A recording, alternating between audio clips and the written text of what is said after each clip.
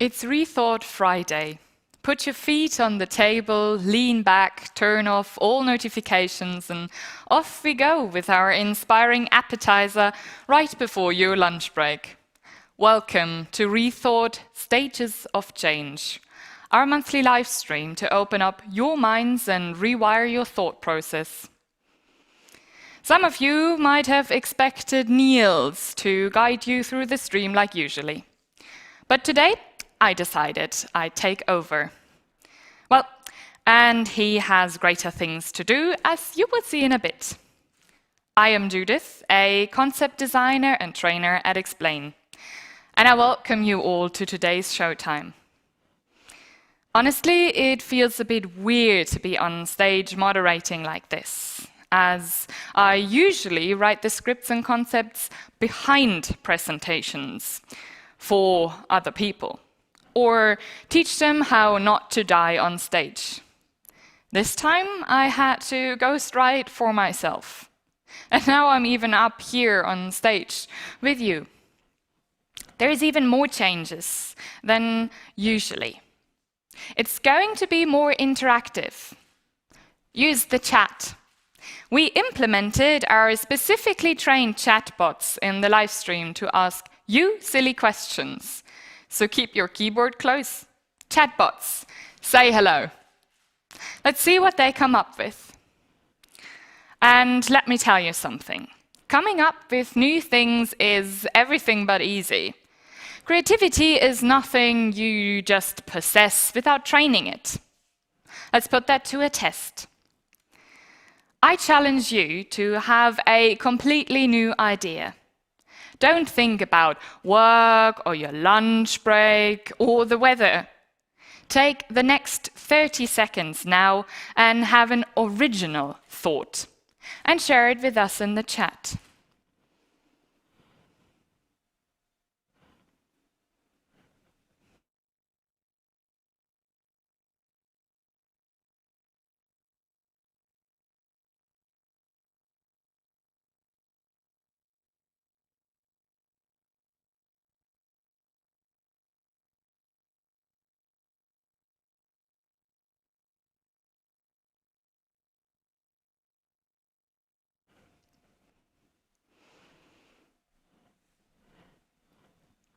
It's not that easy, is it? And I must admit, thank God it's not that easy. Otherwise, me and many others working in the creative industry would quickly lose their jobs. Nevertheless, is creativity an omnipresent discussion topic when it comes to AI? And as we all know, talking about AI can be like diving headfirst into a bottomless pit.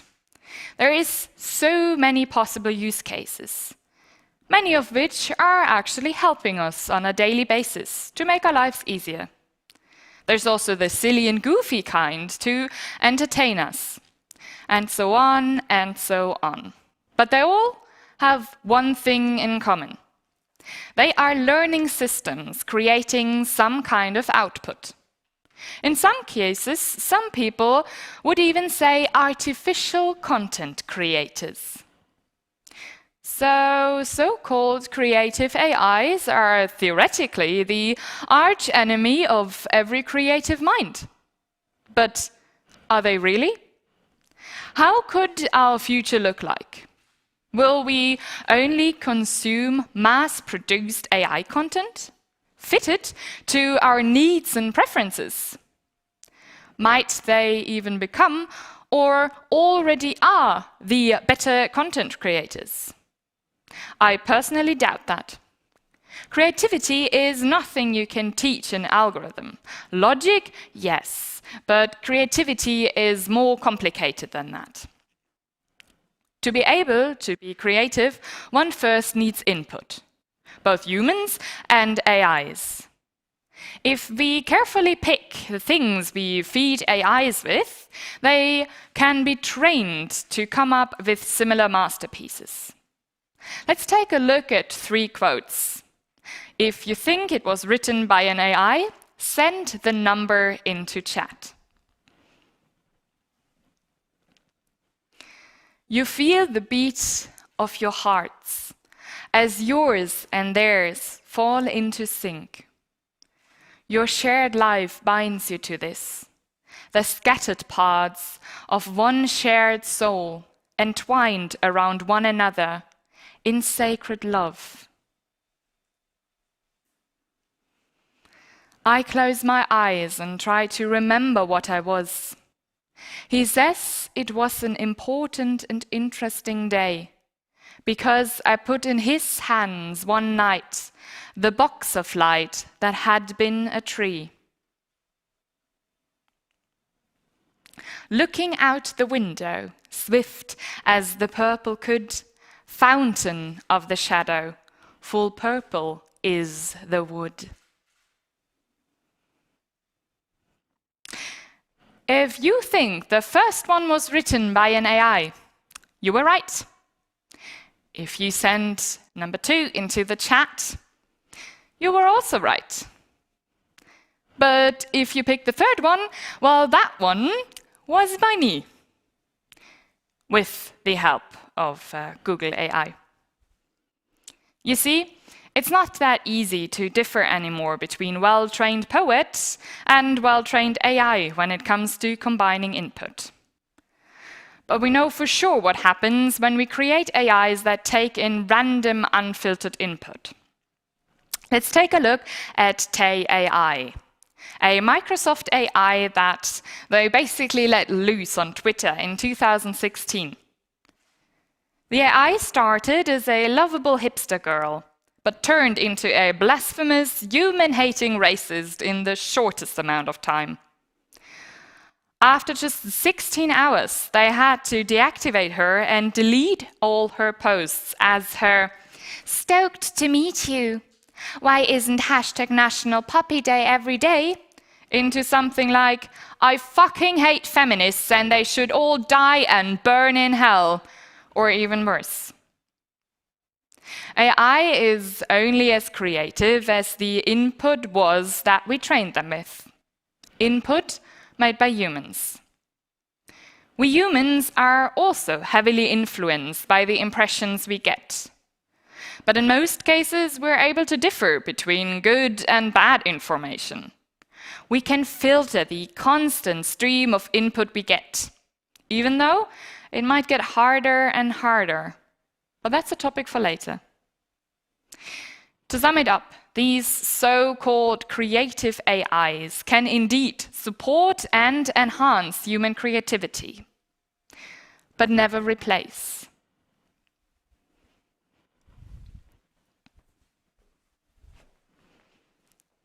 We at Explain can't control all the input you get. We cannot control your thoughts or the ideas you come up with, but we at least can ensure you good content.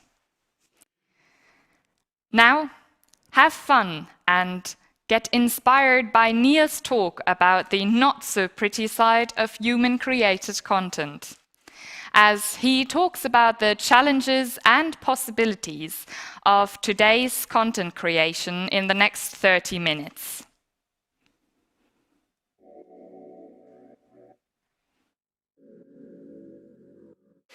Hey, today I'd like to talk about content, but the kind of content that is never addressed in marketing lectures, nor the one that Neil Patel covers in his YouTube videos, nor the kind that wins lions in Cannes.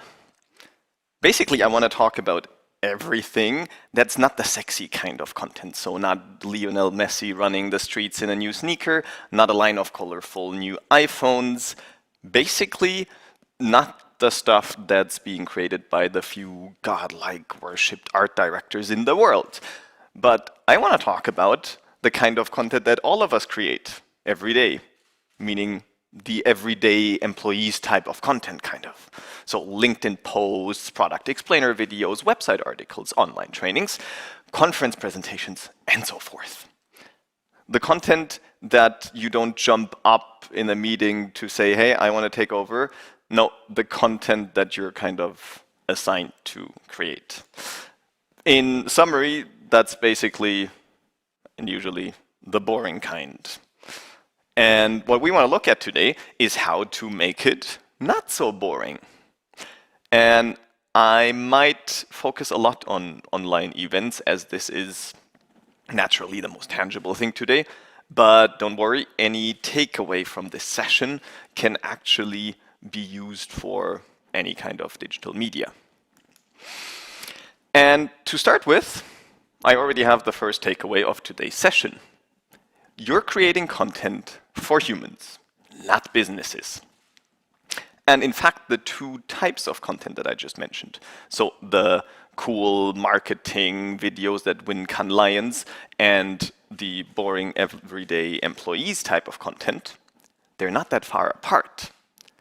In my previous company, small B2B software provider, whenever I tried to come up with something engaging, it was kind of like this. But Nils, you don't know yet how the industry works. We actually communicate differently here. No. As a matter of fact, you don't always need to know how an industry works in detail. What you need to know is how humans work. Because that's who you're actually talking to, and that's who you're creating content for. Humans. And that's why I highly despise the term B2B communication.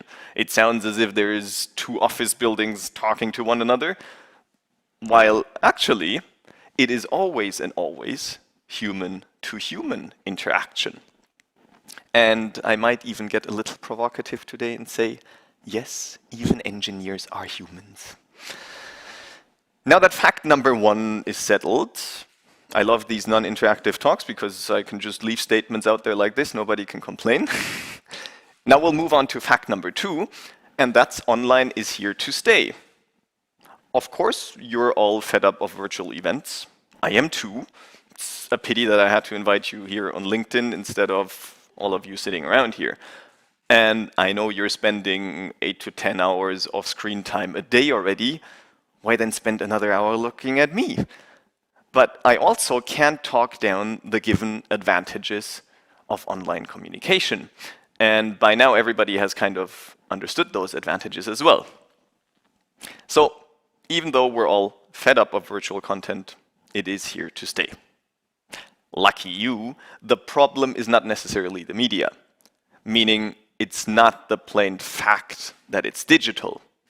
But the problem why we're fed up with is actually the digital content in general and how we're consuming it. If it was the media, then you wouldn't end up in front of Netflix every evening. So the way the content is created and the way it's done is simply bad.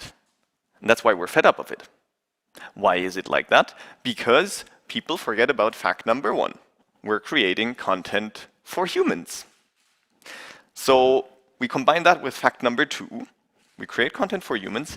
We can't get around the fact to make it digital. Then what do we need to consider? We need to look at how people currently use digital media. So what are the current trends in digital media usage? And for one, people are used to better quality content, especially in digital setting. I often hear clients say, but Nils, we're following digital trends. We have webinars now. But simply becoming digital doesn't do the job. You can't just move everything that worked for you in face-to-face communication to a digital world. Moving events as they were to an online space is not rethinking. You just change the media, and only that's the point where the real process of rethinking the event should actually start.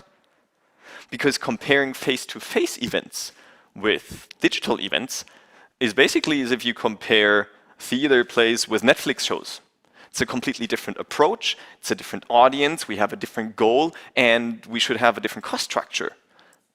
If you did an elaborate theater play before, and people were stoked, was a great theater play, don't expect the same reaction from your audience if you stream it digitally via a camera that you just set up somewhere in the audience.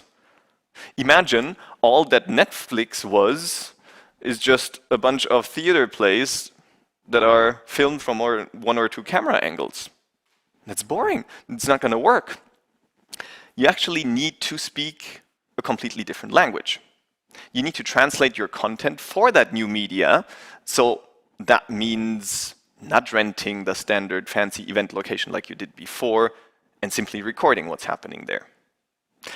And I'm going to go as far to say that you might have not even spoken the right language in the first place in the face-to-face events. Maybe you've already spoken Latin before. And even in face-to-face events, people were just following your conference for the social part of the event.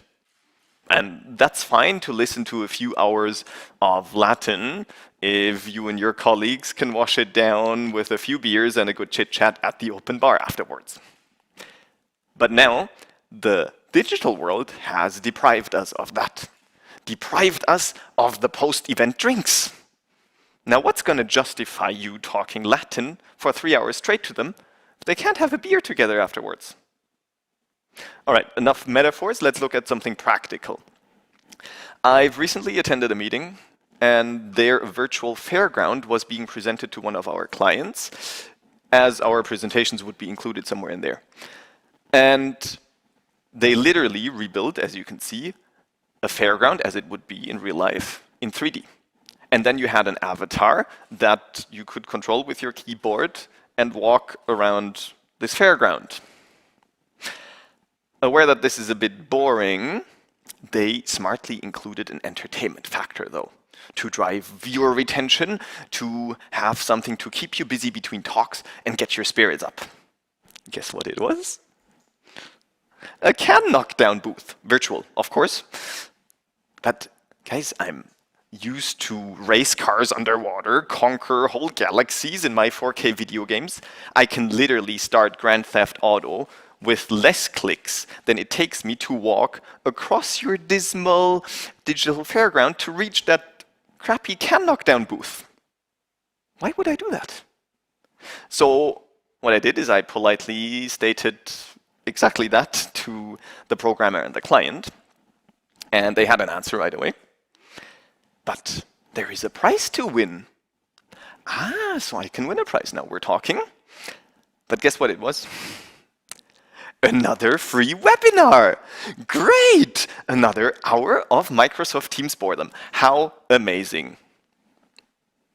Well, from that example, we already learned about trend number 1. And hold on, because I brought a whole 6 of them. Because this is the way we currently consume digital media. Number 1, video quality is increasing rapidly. And look what I brought you, The Lord of the Rings. I've recently rewatched it. Back then, pinnacle of animation with the motion tracking of Gollum. But when I watched it, I was kind of shocked. This is not really state-of-the-art anymore. What's state-of-the-art is Disney Plus recreating an actor how he looked back in the 70s. This guy is now 70-some years old. So actually the difference in quality is stunning. But when I mean quality, I don't only mean resolution or animation. I also mean physical elements like camera angles, lighting, and so forth. Now, think of the quality of your last video call. Was it similar to this? And now you compare that to what's possible with even just a normal iPhone and a regular desk lamp. The difference is actually quite impressive. You felt caught by that? Basically, what people are doing digitally on Teams and Zoom and so on can be compared to setting up an overhead projector in the cafeteria in real life. It's just not state-of-the-art anymore. Let's move on to trend number 2. Fast-paced content. The speed of content is increasing. When TikTok first was created, they actually wouldn't allow any video to be longer than 15 seconds. It's very extreme, and that's purposely limited. But let's think limitless. YouTube. So you consider your toilet is broken, and you go on YouTube, find a tutorial on how to fix your toilet. The guy talks, has an intro, you already hit the fast forward button 3 times, and he still hasn't opened the toilet seat. What do? Find the next video.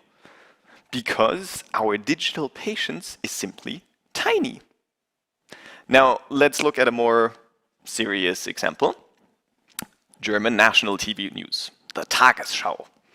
My grandma will watch the full 15 minutes every evening, 8 p.m., just before she watches her romance movies. Me, myself, I use the app.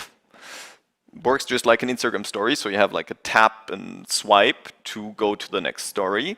And once I'm actually interested in whatever is up, I hit the read more, and then I get more than just the headline or even a video to watch. Much faster. This is sadly, though, a trend that is leading us into something that nowadays news don't really need to be correct anymore, but just need to be fast. Fortunately, there's a trend that kind of counters this. Edutainment. And mankind has actually realized that learning something does not need to be boring. Great. I'm sure every 3 out of 4 of you might have at some point had a masterclass ad somewhere on their social media. And indeed, they are great. It's TV show quality, educational content that spreads over like a 2-3 hour blockbuster length, but is then cut into snackable chapters. Really cool. And next to that, I brought you my favorite education entertainment newcomer, which is Miss Excel. She combines those two, education and entertainment, in the best way while creating fast-paced content. She actually gives Excel tips and tricks while performing a TikTok dance, all in max 15 seconds. So as a viewer, now I'm thinking, wow, if she can improve my Excel skills in 15 seconds, what can she do in a paid multi-hour course? And now Miss Excel leads me further to trend number 4, which is human brands. If you're communicating with humans, which we stated in the beginning, then why not let humans do it? Surely a big company like Microsoft is aware of all those trends that I'm talking about today. And probably some young marketeer at some point got up in a meeting and said, guys, what would be if we combined Excel tips and tricks with a TikTok dance? Well, would you have watched that from Microsoft? Maybe not. Do we prefer Miss Excel? Yes, we do. Is she in cooperation with Microsoft themselves now? Yes. And by that, she's really lucky because she doesn't have the endless discussions and lengthy CI gates to push her content through. Because being a single person that creates content makes you much quicker to act. You can actually see that firsthand on the, let's call them media-relevant CEOs like Mark Zuckerberg and Elon Musk. Everything that this guy needs to do to raise his Tesla stock by 10% is basically sharing a picture of his Sunday scrambled eggs, bluntly said. But how do we become as relevant and as talked about as a guy that owns a car company, created an online payment service, and sends rich people into space? LinkedIn. In my opinion, one of the most underrated platforms at the moment, because it has so much potential for personal branding. But all people do on there currently is sharing fake inspirational quotes for the millionth time, posting some success stories that they wrap as some kind of guru life advice, all mixed up with terrible product ads. And all the while, it's easy to become relevant on there by actually applying trend number 5, audience-tailored content. Google Analytics, cookies, and so forth have paved the way, because computers now know our digital media consumption behavior much better than we do ourselves. Think of you're watching a corporate content video on YouTube, but right next to it, the algorithm already provides you the next funny cat video to watch afterwards. We're not used to searching a long time for things anymore. We expect media to know us and serve us the most relevant or most distracting thing on a silver platter. I mean, whoever goes to the second page on Google search results? Not me. And that's why the time of push marketing, where you just communicate product specs and benefits, is generally speaking over. You need to know your audience. As an example, have you ever had to get a present for Secret Santa for someone you didn't know that well? It's awful. You're actually busy a whole week thinking of, what should I get him? I have no clue what they like. And that's how people should feel when they're asked to create corporate content. Oh my, what should I talk about at this conference? What would people actually like to listen to? Is that what happens though? No. It's a pretty straightforward PowerPoint process that takes product specs and lots of info, dumps them on PowerPoint slides as if this is what your audience will like. But that's not the gift they will like. That's basically like giving them some hand-knitted socks for Secret Santa. You're giving hand-knitted socks to your audience. And because companies' marketing departments are rarely capable of adhering to this, I don't even want to call it trend, but audience-tailored content in general, we see the rise of influencer marketing. Because if we're not able to know our customers, let's find somebody who does. And again, here, strong combination with trend 4, human brands. Because influencers, they're more tangible and thus more credible. And while all these things are happening simultaneously, longing for our attention, there's even more content that we need to keep up to date with. Emails, WhatsApps, grandma calling you to ask what we should have for Sunday dinner. And then, why not do these things next to watching a conference or being in a meeting call? And that's why we have trend number 6, media multitasking. Face-to-face events were actually quite easy attention keepers. You lock everybody up in an event location, and then you brand roll-ups, banners, stages, even the ball pens have your logo, and create a sensory deprivation tank. It's basically the principle of a school classroom. From home office, however, that does not work. You can brand the whole conference page that you stream on, but you're still a 20 by 40 rectangle in a room full of distractions. And while digital communication gives me little excuse not to attend, because there's no travel barrier, it leaves vast opportunities to divert my focus. So media multitasking has just become common. I mean, honestly, consider, when was the last time you watched a movie at home without at least checking a text or two in between? The thing is, really handling this multitasking is an illusion. As a result, it's crucial for us content creators to keep engagement high at all times. And knowing that people will multitask, why not have them multitask with your own content? And that is, by the way, why I asked our chatbots, Lisa and Tina, to actually send questions in the chat, make you engage, make you media multitask, all the while you should actually be listening to me. But I know you're going to focus on something else in any way, so why not focus on something that's at least related to my talk?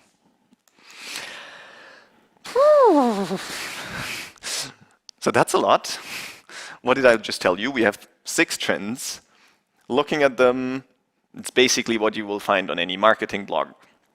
And it bluntly summarizes into create more, fast, flashy content and spread it even broader on your social media and on influencer social media so that your audience will never be able to avoid it.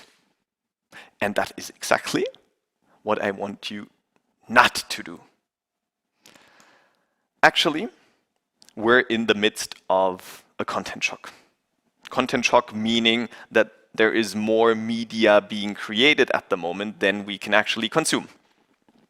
And because in a digital setting, everything is faster, we're also expected to create the content faster and preferably on a lower budget. But that's simply not possible. And looking at the fact that FOMO, the fear of missing out, is something that's highly talked about right now, we should notice that there is actually also something wrong on the other side, on the supply side of content. Because there is too much content that's being produced so that our audience is actually afraid that they'll miss out on something. Now, how can we make use of those trends without trying to manipulate the consumer? How do we not grasp for any teeny tiny bit of attention that our audience has left in their lives? That's a great problem we have in the industry. Because we're in the midst of a content shock. People just try to make their teasers the catchiest in some sort of way and then gain attention through that, no matter if the content they provide afterwards is any valuable. What this is like sending a streaker naked across a soccer pitch. Is it attention catching? Yes. Is it really valuable content? Questionable. Nowadays, what TV channels do is they immediately change cameras to not give this crap any more screen time than it deserves. Unfortunately, on LinkedIn, Google, YouTube, online news sites, virtual conferences, and so forth, there is nobody that blocks that. There is no gate. Any place that boring content is communicated, there is no one that switches away. So there, the dangly genital of a fat soccer player will get most attention, valuable or not.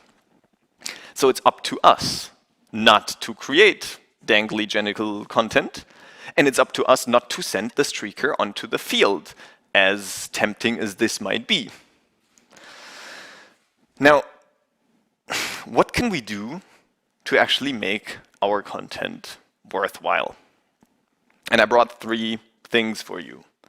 First one is reduce time and increase quality. Time is the greatest gift you can give. Not only has our attention span become very short, but also have many better things are happening than consuming corporate content. Even the good kind. I mean, I'm pretty sure you would have better things to do right now than watching me.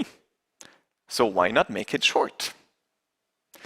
The issue that many bosses don't understand is that in the process of creating short content, it actually takes more time to create than long content. There is a great quote out there. I couldn't attribute it anymore, but it basically summarizes everything. Sorry for this long letter. I didn't have the time to write a shorter one. And you're probably thinking now, oh wow, Nils, thanks. You're telling me I'm supposed to make great quality content, which is already expensive. And now additionally, you're telling me that making it shorter will cost me more time on top. Thanks for the advice. My boss will be stoked about this and he will immediately improve. But you're lucky. Actually, shortening your content will inevitably make it more qualitative. For example, narrowing down to a more selective target audience, you will make the content shorter, but also make it of greater value for those targeted. And if I talk about quality, I'm not talking about the staging. Be sure of that. I'm talking about the content itself. It's not increasing the quality to rent an even bigger location, include fireworks, or design the fanciest animation. Staging should not be your number 1 cost driver. Your content itself should be your number 1 cost driver. Found who said the quote, by the way. Do you know the 80-20 principle? Basically, if you look at greatness of your content, 80% of it is made up by your content. And then you can make it even cooler by 20% if you add fancy fireworks and so on. However, the problem is what people do is, right now, they put 80% budget on the fancy fireworks and the nice-to-have stuff, and only a fraction into the content itself. Imagine now what you could come up with next time if you actually spend 80% of your time and your budget on the content itself, and then the rest you use it up to make it probably 20% cooler, staging. For example, you could book a nice, cost-effective plug-and-play location like the Explain Lab right here. Sorry for that. Trend or takeaway number 2 is putting the human first. And here I'm talking both humans. So I'm talking the human who's creating the content, but also the human that's consuming the content. I know it's hard to believe, but there used to be a time where presentations worked without PowerPoint. I've heard rumors of those times, didn't live them myself, but back then people used to call them speeches. It's crazy, I know. We always talk about the fact that a significant part of our communication is visual. So naturally we think slides, but yes, I agree, they help, I use them myself, but that's all they should really do. Help the speaker, not replace him. Because visual content is so much more than just slides. It's mimic, it's gestures. That's all the relics that come from this pre-PowerPoint era. And now if you think about your last Teams call, with a tiny video up in the corner and a massive slide, what you did is you deprived your audience of the human factor. Now, nowadays, what I do is actually I use Soapbox for lengthier emails, replace the email completely by a video. They're shorter, personalized, and they provide the crucial human factor, my face. Even if you're looking at written content, the human factor is making its way into it or is already integrated. And why do you think emojis have become so essential? Because there are certain things that just can't be expressed with pure words. Now that's the content creation side. Now we're going to put human first on the content consumption side.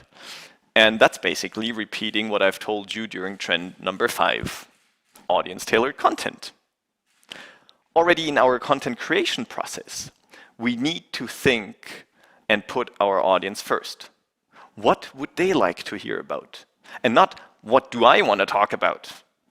Put your audience first, and inevitably, you will make higher quality content. Or, in other words, do not give them the hand-knitted socks. But what you should give them is value. And that point is so important that I'll actually make it my third and last takeaway for today. You should always provide value to your audience before you try to extract it from them. And don't think people come to your presentation or watch your video or like your post if it's only pure self-portrayal. Stop plainly talking about you, your product, or your service. If people will want to learn about that, they will ask you. That's why, to me, advertorials are a great tool. What's an advertorial? I hope I don't shatter your world right now, but actually, in your favorite magazines, most possibly, a lot of content is actually paid corporate content. That's what an advertorial is. It sounds a bit manipulative. Yes, indeed, it does. Why do I still love it? Because other than at conferences, LinkedIn channels, or any place in the World Wide Web, there we have a gate, the magazine's editor. And at least in good magazines, the boring type of content that doesn't give value to the audience doesn't make it in there. Obviously, because providing value is actually what they do for their readers. That's what they do for a living. They block the dangly genitals. So, in summary, what did we learn? Every type of content, yes, also the boring one, is made for humans. And those humans consume digital media in a certain way, meaning we need to be aware of those trends. But we should not misuse those trends to manipulate our audience and suck out their attention like a bunch of vampires. What we should do instead is provide human-centered value in as short of a time as possible. And only then can we turn the previously boring content into actually great content. So for you, what does that mean? Next time you're being asked to create content, of any kind, feel free to say no. If you think that it will not give any added value to your audience, say no. If your boss doesn't agree, show him this video, might help. Because we're already in the midst of a content shock. So for the sake of our future attention span, make your content worthwhile. Or just keep it to yourself. Simple two-way choice. Give value or shut up.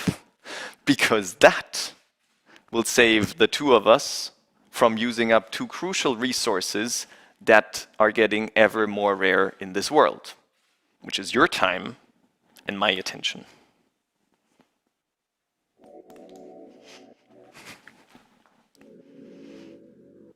Haha, you thought you got rid of me? But no. Please let me know in the chat if, first of all, my content was actually worth your while, or if I should have had to shut up. And also, how you're going to be working on bringing an end to boring content in the future.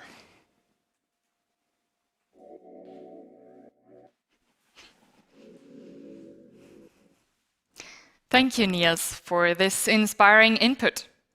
Sadly, this is the end of our third Rethought Stages of Change, and my first time up here. But don't worry, our next one is already waiting in the wings. If you don't want to miss anything, just follow the hashtag #ExplainLife.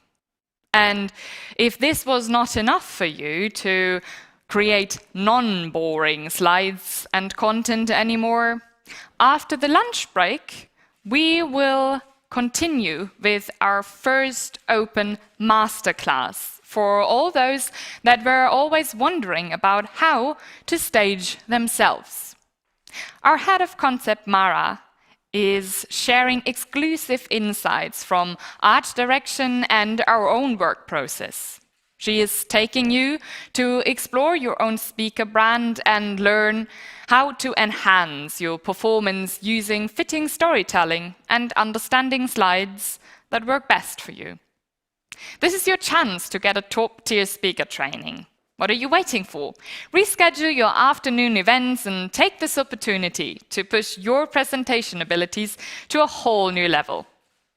There are still some free spots. You will find the information in chat. Heads up though, the webinar will be in German. I promise you won't regret signing up. At May the 20th, we go live again with our new Rethought Stages of Change. And even though I can't tell you our next speaker's name yet, I can reveal that his passion is a new kind of activism to make humankind rethink. So, thank you and see you next time.